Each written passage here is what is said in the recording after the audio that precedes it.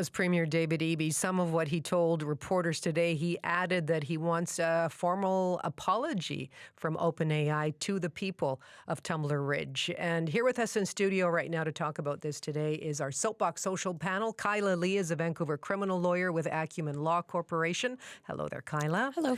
And Amir is the host of the podcast This is Van Color. Hello there, Mo. Hello, Gloria. Okay, now, Kyla, let's start with you. What do you make of Premier Eby's comments? Well, I mean, first of all, I was surprised that Sam Altman actually did take the time to meet with government. We don't see a lot in tragedies like this, the tech officials that have some involvement actually stepping up and, appearing to accept some responsibility for whatever role their technology played.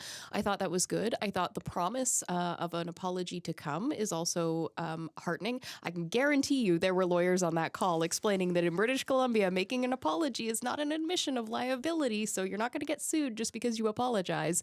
But yeah, I mean, overall, I think it's positive. I really do question, though, to what extent, if the federal government does, follow through on these recommendations, that there's ever going to be any legislation that doesn't get criticized by privacy officials. We already see that with online harms legislation that's currently before the Parliament.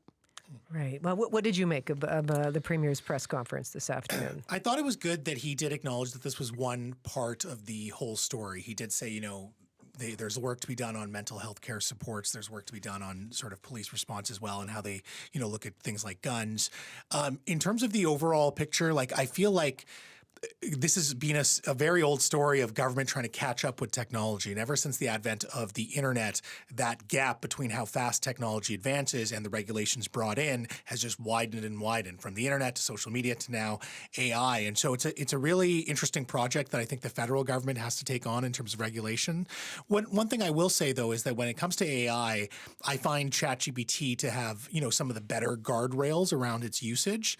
But I also do have concerns in terms of things like thought policing. I think, out of an incident like this, it's easy to look at it and say, oh, the RCMP should have been involved. But, if someone's private thoughts where, they don't seem to be acting on them, suddenly gets flagged by the police and then, they come visit your home, I'm a little curious about how that all works. And this is something that I think regulators will have to really resolve in terms of balancing someone's privacy and their use of a program like ChatGPT and public safety.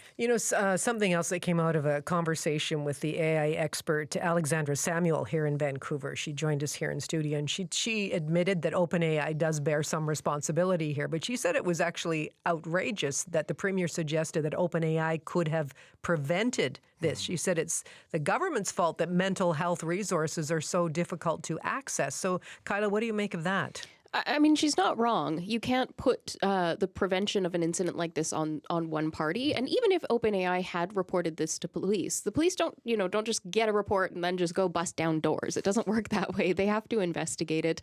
It doesn't mean that this wouldn't have happened. It doesn't even mean that the police would have taken the report and then done anything about it or taken it seriously. A lot of times people make reports about safety concerns and they get dismissed. We've seen that before, where the police dismiss it as not being a credible threat, or it's part of a longer history of, a known mental health issue with a person, and they just, write it off as just a manifestation of that. So I was going to say there's responsibility that would have been borne by the police at that point in time.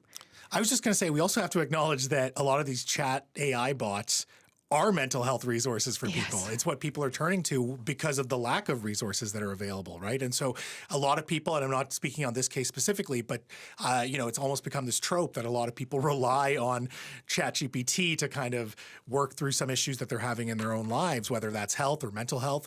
And, that's unfortunately the society we're in. So like I said, I'm glad that Premier Eby at least acknowledged that there's a lot more we can do on mental health supports. Well, you make a really interesting point. We had an SFU researcher who specializes in that and looking at the fact that ChatGPT is not really set up as a mental health resource. But you're as you're saying, people are turning to it because it's accessible. Who else am I going to talk to at 2 a.m. or midnight or that that and type of thing? And it can be a voice. It's not just your typing. It sounds like you're really talking to a real person sometimes. Okay, so I mean, Kyla, what kinds of safeguards should big tech or the regulators set, do you think, on when users of AI platforms get reported to police? You heard David Eby say just there, should be mandatory.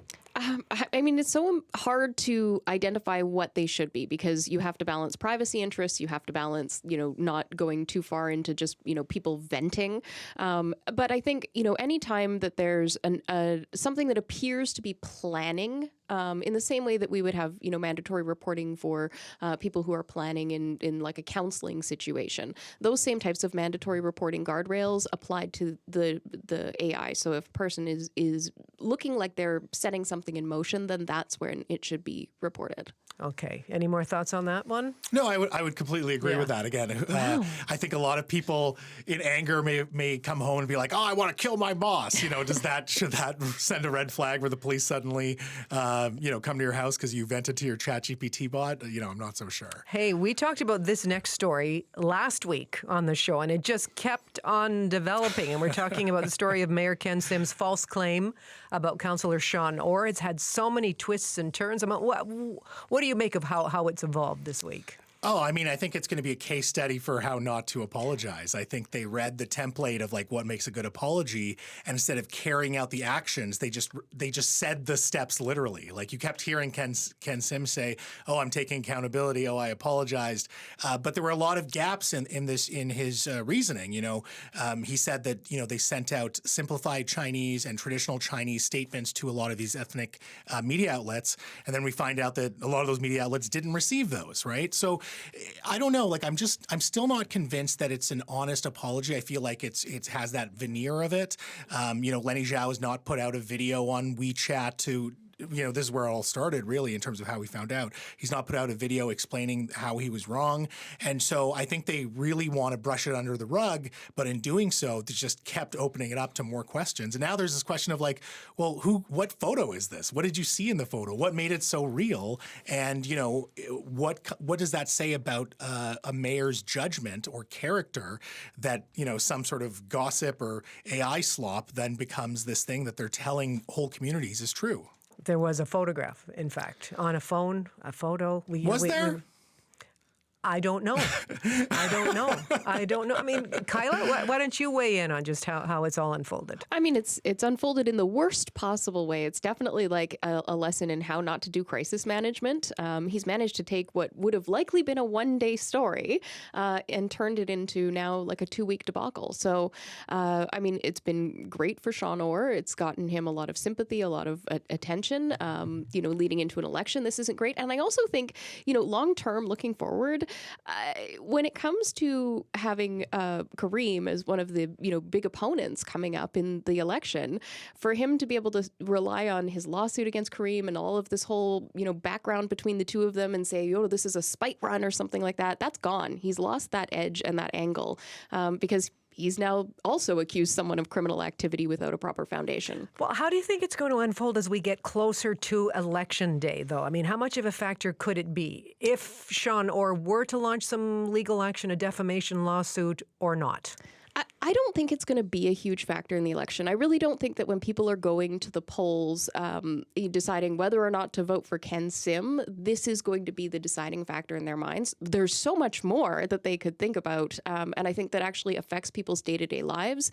It's something that tells you about character and judgment, like Mo said, but I don't think it's a significant enough issue from a voting perspective that it's going to significantly sway voters on Election Day. What do you think, Mo? Is this a story that's going to continue to dog the mayor? I think it will, in the sense that the stench will remain. I don't think we're going to come here and talk about it every week in terms of new developments, because I doubt there's any new developments. But I think it adds this layer of, again, the mayor's credibility. So anytime the mayor,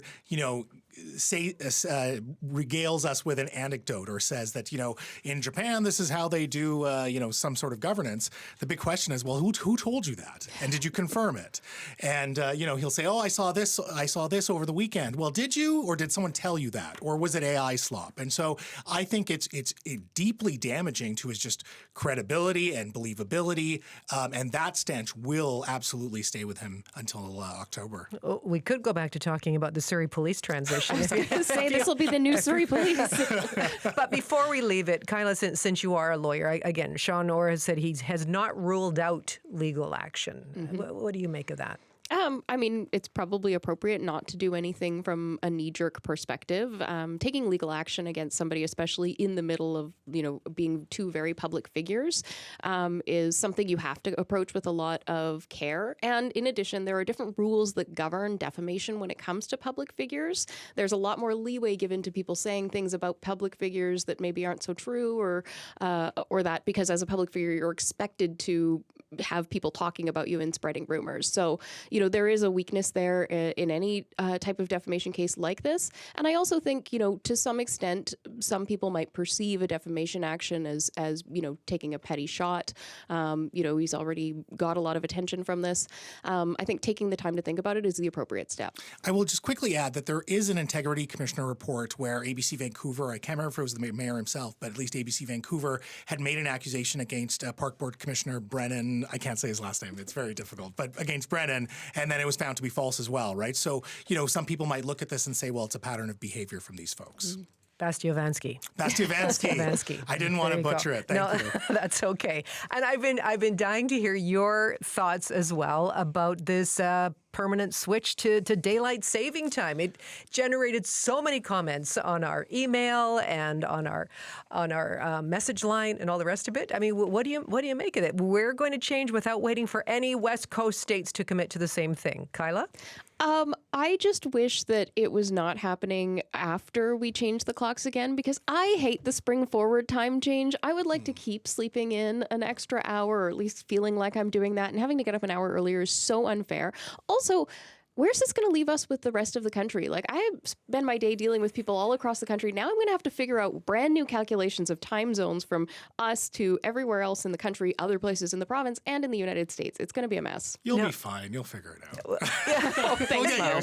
So does that mean you're a thumbs up with this one? I've advocated this for a long time, and I said we should even go it alone. I think just having that stability is great. I like the idea of, later days, or I should say afternoons in the winter. That's nice. It is going to be weird that some days will still be dark at 9 a.m., but I'm an early bird as it is, so I'm all for it. So if you could have chosen, this would be like Kyla saying she would have stayed with what we've got right now, as opposed to changing to daylight saving permanently. No, I would change to, that's actually a good question. No, I think either or. Standard. I was fine. Let's just not change the clocks. Stability. Yeah, you just stay the same. Yeah. Even if it's dark in the middle of winter next in the winter. morning. Only in the morning. In the morning, it's true.